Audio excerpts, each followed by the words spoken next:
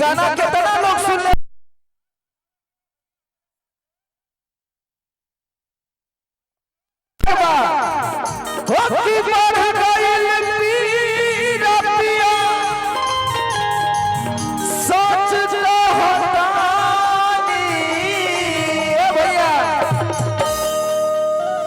हमारे साथ ठेका ले भैया इधर ध्यान दिया और कीचड़ से छुए महुआ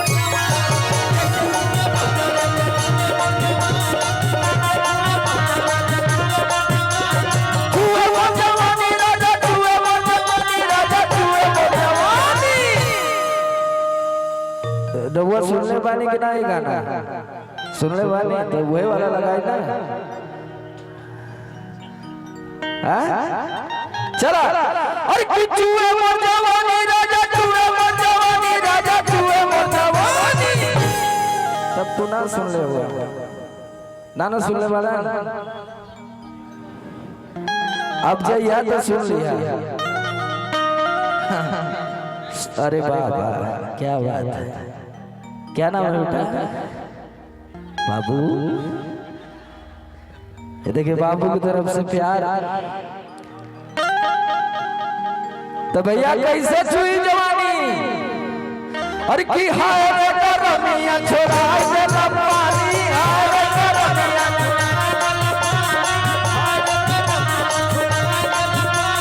कैसे छुए महुआ राजा छुए मोर जवानी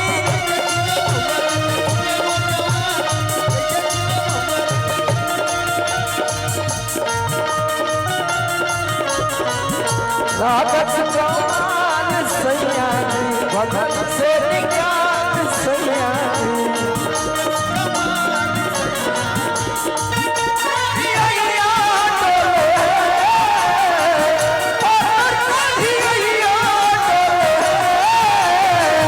नदिया के नीचे जैसे नैया वो सही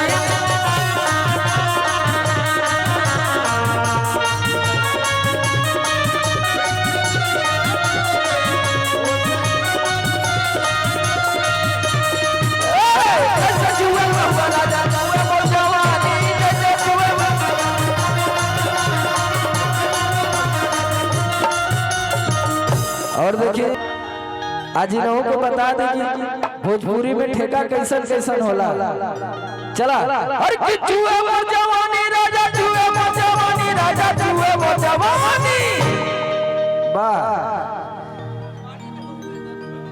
चला कि हाय रे करमिया छोड़ा दे पानी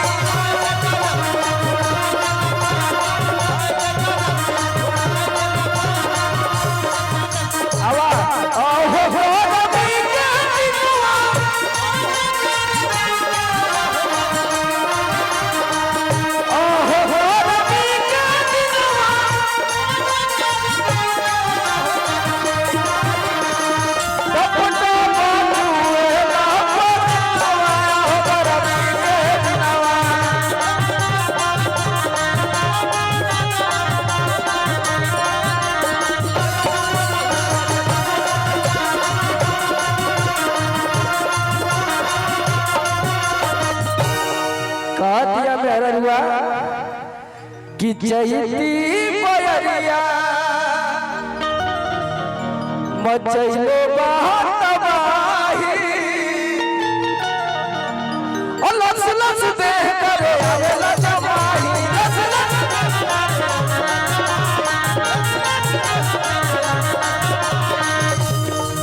चैती बयरिया मचैलो लस देह करे आवेला जमाही लस लस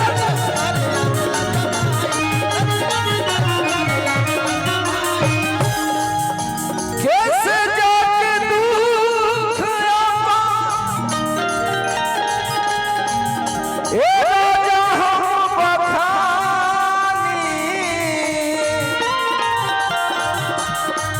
कैसे जाके दुख ए राजा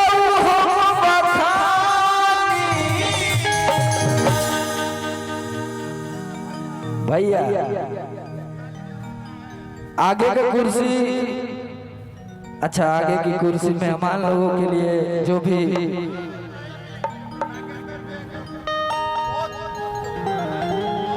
अच्छा आदरणीय नागेंद्र भैया जी आ चुके हैं। एक बार जोरदार ताली होने के चाहिए भैया।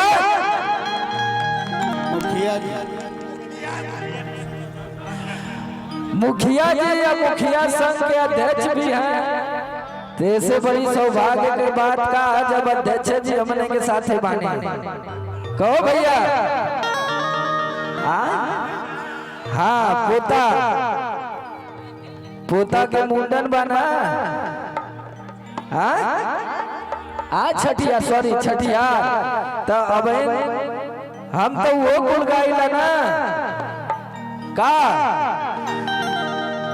कि बधैया बाजे। देखा परिवार भी बा हम कहनी कि तनी ये लोगन के गरमा दे तब इकुल चली तो ठीक लगी कहो भैया। अब बबुआ के भैया स्टेज पे जो भी एक्स्ट्रा लोग हैं कृपया नीचे आके बैठ जाए। निवेदन है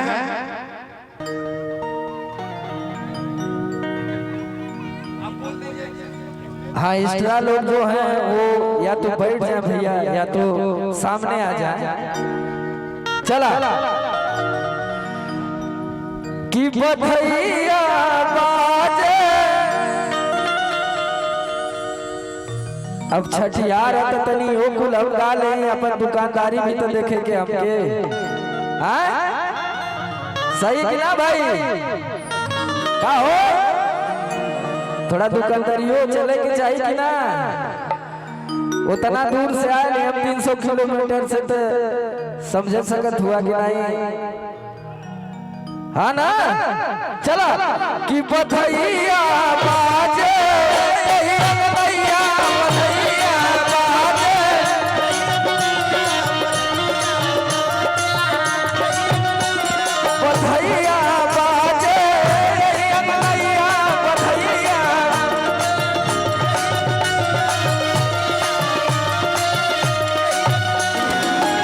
आराम से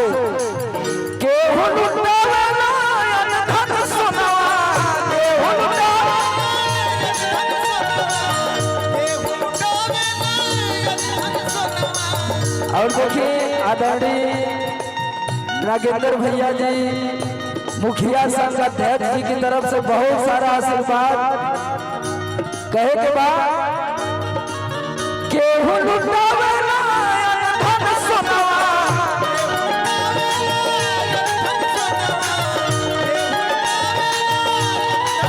भैया केहू लुटावेला धन सोनवा।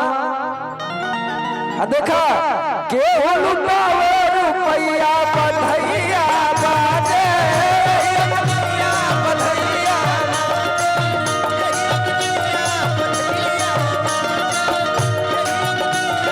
धूप में निकला न करो रूप की रानी। रूप की रानी कोई गोरा काला न पड़ जाए।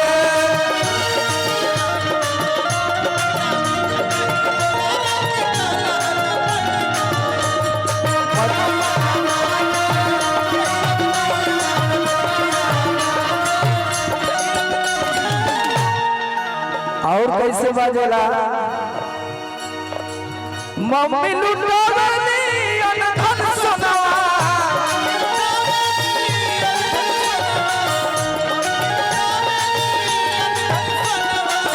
मम्मी लुटावली अनधन सोनवा।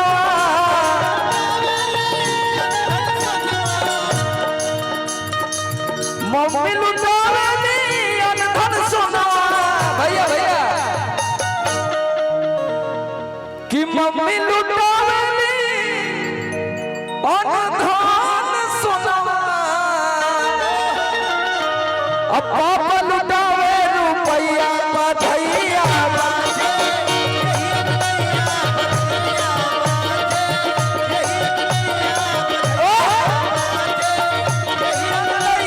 बधैया बाजे।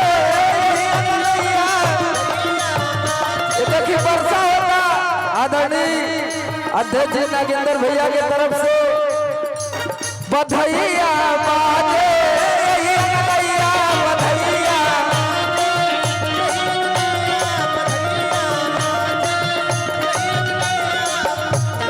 के हुस्न वालों ने हमें तो लूट लिया उनके हुस्न वालों ने और बरगानों ने